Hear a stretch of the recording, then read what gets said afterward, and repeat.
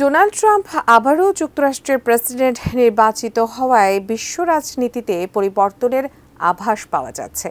বড় একটি প্রভাব দেখা যেতে পারে বাংলাদেশ, ভারত ও পাকিস্তানের রাজনীতিতে।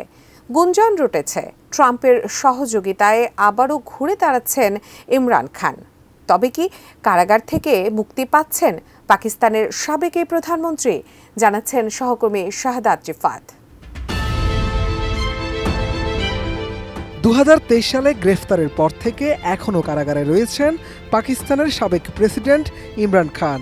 এ কারণে রাজনীতির মাঠে অনেকটা কোণঠাসা তার দল পাকিস্তান তেহরিক-ই-ইনসাফ বা পিটিআই।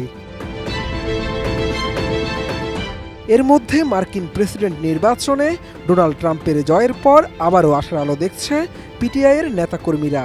দলের প্রতিষ্ঠাতা ইমরান খানকে জেল থেকে মুক্তি দিতে চূড়ান্ত আন্দোলনের ডাক দিয়েছে তারা। এছাড়া ইমরান খানও কারাগার থেকে তার সমর্থকদের আগামী 24 নভেম্বর ইসলামাবাদ অভিমুখে পদযাত্রার আহ্বান জানিয়েছেন। এ নিয়ে আবারও উত্তপ্ত হয়ে উঠেছে পাকিস্তানের রাজনীতির মাঠ। গুঞ্জন উঠেছে পাকিস্তানের সাবেক এই প্রধানমন্ত্রীকে কারাগার থেকে মুক্তি দেওয়ার জন্য নাকি চাপ দিবেন মার্কিন প্রেসিডেন্ট ট্রাম্প।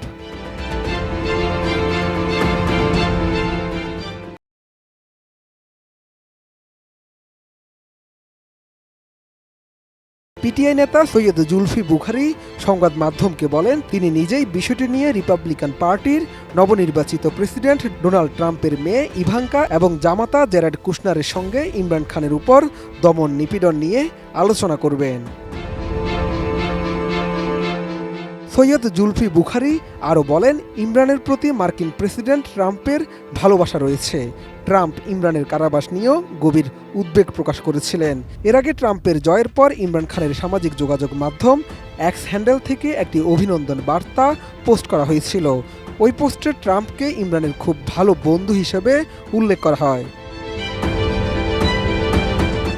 তবে পাকিস্তানের একাধিক গণমাধ্যমে প্রকাশিত প্রতিবেদনে বলা হয়েছে, ইমরান খানের চূড়ান্ত আন্দোলনের ডাকে পিটিআইয়ের বেশ কয়েকজন নেতা নাখোশ রয়েছেন। বিষয়টি নিয়ে তারা ইতিমধ্যে ইমরানের বোন আলিমা খান এবং তার আইনজীবীর সঙ্গে আলোচনা করেছেন। দলটির একটি সূত্রের বরাত দিয়ে সংবাদ মাধ্যমগুলো আরও জানিয়েছে, ইমরান খান যেন আপাতত চূড়ান্ত আন্দোলনের ডাক থেকে পিছু হটে। এ নিয়ে তার দলের একাংশের নেতাকর্মীরা বৈঠকও করেছেন। এদিকে ট্রাম্প ইমরান খানের মুক্তির অনুরোধ করলেও পাকিস্তান সরকার পিছু হটতে পারে এমন সম্ভাবনা উড়িয়ে দিয়েছেন দেশটির প্রতিরক্ষা মন্ত্রী খাজা আসিফ। তার মতে, যুক্তরাষ্ট্র যদি এই বিষয়ে হস্তক্ষেপ করেও তবে সেটি হতে পারে দেন দরবারের মাধ্যমে।